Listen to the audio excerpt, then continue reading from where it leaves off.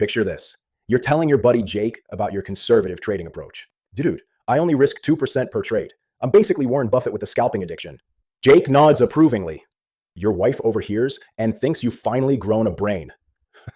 4 days later, you're staring at another blown prop account, wondering what the hell went wrong. Here's what went wrong, and why most traders who think they're managing risk properly are actually gambling harder than a Vegas bachelor party. Plus, I'm going to show you the exact position sizing formula that I've developed and adapted over 2 decades. But first, let me tell you about the trader who almost quit because of one simple calculation error right after this required disclosure.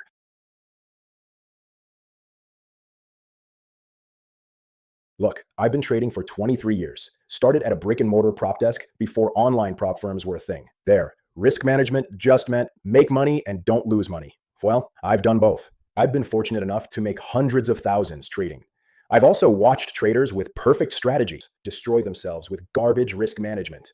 Plot twist, I've been one of them too. But the most rewarding part has been seeing traders improve and get their first payout. And I've seen mediocre traders become consistently profitable just by fixing this one thing. And here's what pisses me off about most risk management advice. They pile on generic advice like size down or just use micros. Not always bad advice, but like cereal without milk, they leave out the most important parts. I'll give you the important parts here. Others just say risk 1 to 2% per trade without explaining what the hell you're supposed to risk 1 to 2% of. Your account balance, your buying power, your mother's approval rating. Because if you get this wrong, and 90% of prop traders do, you're not managing risk. You're just losing money with extra steps. By the way, if you're finding this helpful, smash that subscribe button. I drop videos like this every week to keep you from joining the I thought I knew trading, but then support group. Let me tell you about Marcus. Smart dude, software engineer, loves spreadsheets more than his beach view condo. Marcus gets a 100K prop account with a 5K drawdown limit. 2% of 100K is $2,000, he tells himself. That's my risk per trade. The first day, he takes 2 trades and they work. I'm getting a hold of this risk management thing, he thinks. The next day, 3 trades later, he's down $6,500. Don't forget slippage. And wondering why his account got terminated faster than a reality TV romance. Here's the first problem. Marcus was calculating his risk based on account size instead of drawdown. He should have been risking 2% of his 5K drawdown limit. That's $100 per trade, not $2,000. This one mistake turned his conservative 2% risk into a balls to the wall 40% YOLO per trade. It's like thinking you're speed limiting yourself to 65 miles per hour when you're actually doing 180 in a school zone. And this brings me to the fundamental rule that'll save your ass. Everything, and I mean everything, in prop trading gets calculated from your maximum allowable drawdown, not your account size, not your current balance, your drawdown limit. This is your true risk capital. This is what actually matters. But most traders treat drawdown like it's some abstract concept instead of the foundation of their entire risk management system. Now, I'm going to give you my complete system. But first, let me warn you about the dark side of aggressive risk management. Because what I'm about to show you has 3 different aggression levels. And the most aggressive level, it's designed for traders who want to try scaling rapidly at the risk of blowing up repeatedly. Spoiler alert, most choose the blow up option. Level 1, the I have a mortgage approach. Risk 2% of your drawdown per trade. A 5K drawdown means $100 max risk per trade. This is for traders who value account survival over Instagram screenshots. Boring? Yes. Smart? Also yes. Level 2, the moderately aggressive approach. Risk 5% of your drawdown per trade. Same 5K drawdown gives us a $250 max risk per trade. This is the sweet spot for most traders. Enough risk to make real money, not enough to blow up weekly. Level 3, the YOLO but with math approach. Risk 10% of your drawdown per trade. With this approach, we risk 500 max risk per trade on that 5K drawdown.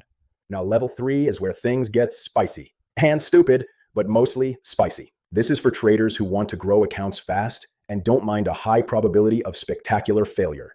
I'm talking about setups like risking 500 to make 750. The math works when it works, but here's the catch with aggressive risk, and this is crucial. The more aggressive your risk, the pickier you need to be with trades. You can't be taking every setup that looks pretty good when you're risking 10% per trade. It's like driving a sports car. Sure, it can go 180 miles an hour, but maybe don't try that in rush hour traffic. Now, knowing your risk percentage is only half the battle. The other half is position sizing. Now, knowing your risk percentage is only half the battle. And this is where most traders turn into mathematical disasters. Let me ask you something. How do you currently decide how many contracts to trade? Feels about right? Whatever fits my risk? I saw it in a YouTube comment because there's actually a systematic way to do this, and it involves something called ATR, average true range. Don't worry, I'm not about to turn this into a statistics lecture. This is going to be simple and actionable. Here's how it works. Step 1, calculate your risk per trade. We just covered this. Step 2, look at the ATR of your larger time frame bars. I use volume-based bars, not time bars, but whatever you use consistently. Step 3, set your desired trade range to be less than or equal to that ATR. Step 4, size your position so your stop loss equals your predetermined risk amount. Here's an example. You're risking $200 per trade with NASDAQ futures. Your ATR shows the average range is 20 points. You want to risk 10 points on this trade. 200 divided by 10 points equals $20 per point.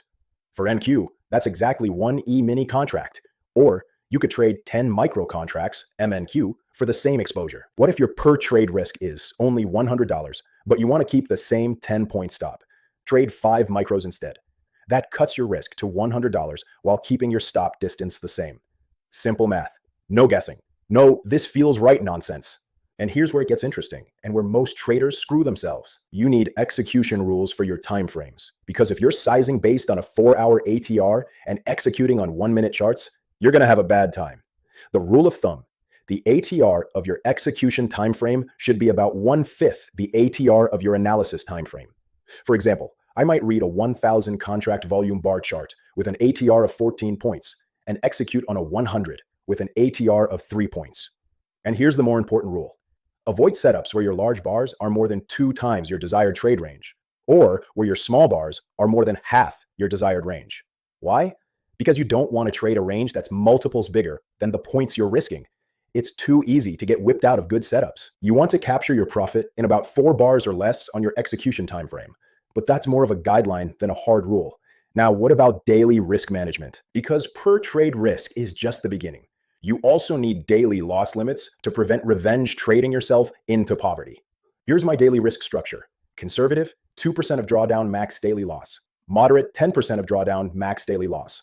Aggressive, 20% of drawdown max daily loss.